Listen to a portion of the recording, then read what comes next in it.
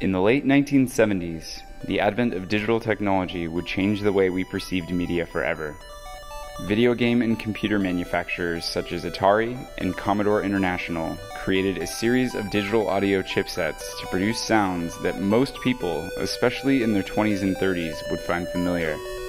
These sounds would be the front to a new and innovative musical subculture. That subculture is chiptune.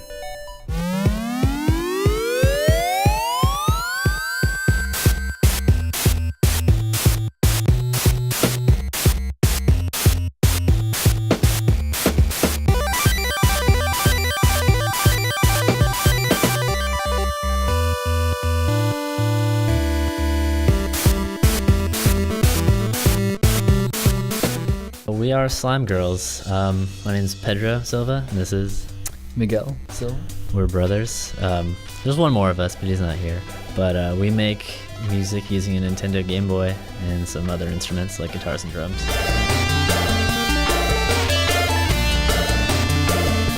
I would say that chiptune to me is basically just like music using, like repurposing electronics that were never meant to be used to make music, like a Game Boy or Nintendo, or like a speak and spell, like just old electronics like that. My experience with chip music goes back to the early 90s when I was the head of music at Sega. So I wrote and produced music for all types of platforms back then, primarily starting with the 8-bit Genesis system. And then working up through the 16-bit system, and then eventually into the Sega CD and the Sega Saturn. And the chip-based stuff that I was doing was on the cartridges for the 8-bit and the 16-bit Genesis. We had a Genesis with a cartridge, and out of the cartridge came MIDI cables. And literally, and then a monitor cable. So you could see this archaic interface, and you could control the chipset in real time on the machine and use the internal sequencer. And it was like Frankenstein. It was ridiculous, and the sound was horrible. I mean, it was just horrid. So you're playing with a computer. So we play all another, like if you play live with people and the drummer slows down, you can like all slow down. Yeah. And then no one really notice, but computer's perfect all the time, so you have to be perfect, and if not, it's immediately noticeable. Yeah. So that for me has been the hardest part of playing chiptunes. He does a lot of the writing, so I don't have to worry about that. I'm just worried about playing, and that's, if you're gonna do it, you gotta make sure you're getting your chops up and stuff, because it's unforgiving to play with a computer. Don't play with computers.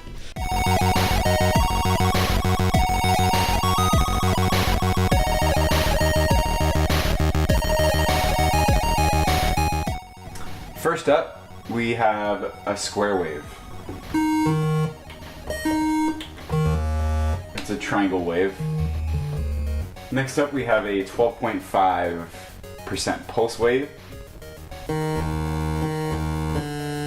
And then we have 25% pulse wave.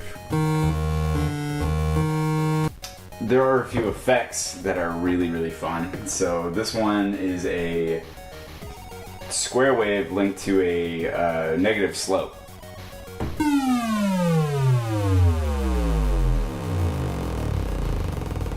That's fun. And a positive slope. And my favorite of the bunch, a square wave linked to an arpeggiator.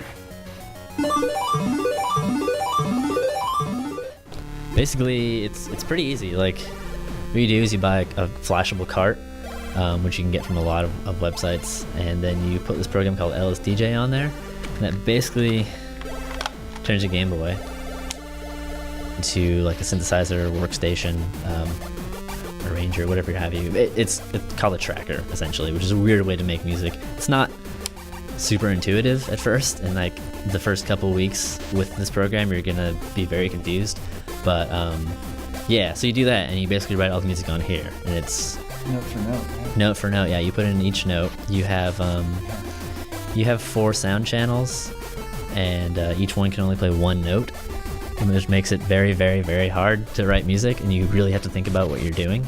It took me, to give you some sort of context, for the first chip-based game that I did, which I believe was Batman Returns.